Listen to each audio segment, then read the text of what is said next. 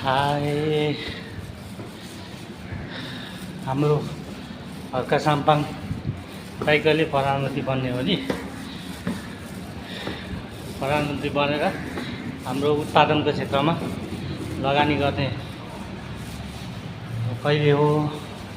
अब अरू नेताहरूले अरूले उत्पादनको क्षेत्रमा लगानी गर्दैन, खालि बजेट आयो कि बाटोमा हाल्छ होइन। अलि अब 1 लाख तिरको बजेट पऱ्यो बाटोमा, के पऱ्यो बाटोमा होइन। बाटोभन्दा अरू विकास के देखाएको छैन होइन। अरूले गर्ला जस्तो लागेन मलाई।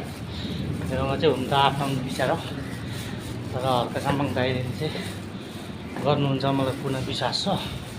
उहाँले चाहिँ के अरे धरानमा अब उद्योग धन्दा कल कारखाना एउटा खोल्नु भएको छ, साबुन फ्याक्ट्री।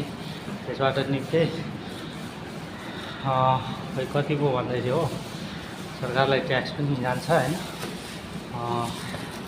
राजस्व जान्छ होइन। त्यही हिसाबले उत्पादनको क्षेत्रमा लगानी गर्ने नेता चाहिएको क्या हामीले भनेको श्रमजीवी नेता, हामीलाई भनेको श्रमजीवी प्रधानमन्त्री, हामीलाई भनेको जनतासँग सँगसँगै काम गर्ने, जनतासँग भिज्ने नेता चाहिएको हो। हामीलाई भिआइपी चाहिएको होइन। अहिले भिआइपी तन्त्रले के अरे बिग्रिरहेको छ देश अहिलेसम्म खोक्रो भएको, त्यही हो कारण। जताततै घुसखोरी के होइन, त्यो भएको कारणले गर्दाखेरि हाम्रो हर्का साम्पाङ दाइ जहाँ रहे पनि जे रहे पनि यो भिडियो हेर्नुहुन्छ ल। उहाँलाई धेरै धेरै बधाई छ। यसरी नै अगाडि बढ्दै जानु होला। हाम्रो पनि बाहिर विदेशमा र नेपालीहरूले साथ दिने नै छन् होइन। भन्दै विदेशमा गाह्रो छ दाइ, यस्तो यी औषधि खाँदै काम गर्नुपर्ने हुन्छ होइन, रेस्ट पनि पाइँदैन। अनि 12 घन्टा काम गर्नुपर्ने हुन्छ। तपाईँ छिटो प्रधानमन्त्री बनेर चाहिँ देश चलाउनु पऱ्यो, उत्पादनको क्षेत्रमा लगानी गर्नु पऱ्यो होइन। त्यो भन्न चाहन्छु म है त।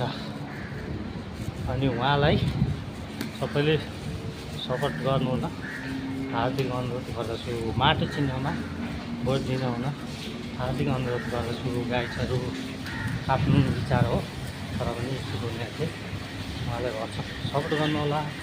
किन भन्दाखेरि उहाँ भनेको जनतासँग प्रत्यक्ष सहकार्य, जनतासँग प्रत्यक्ष काम गर्ने मिल्ने नेता भएको कारणले, सरकार वर्गको नेता भएको कारणले है गाई छहरू। ओके बाबा, आजको भ्लग यतिमै समाप्त हुन्छ भन्न चाहन्छु। ओके बाबा।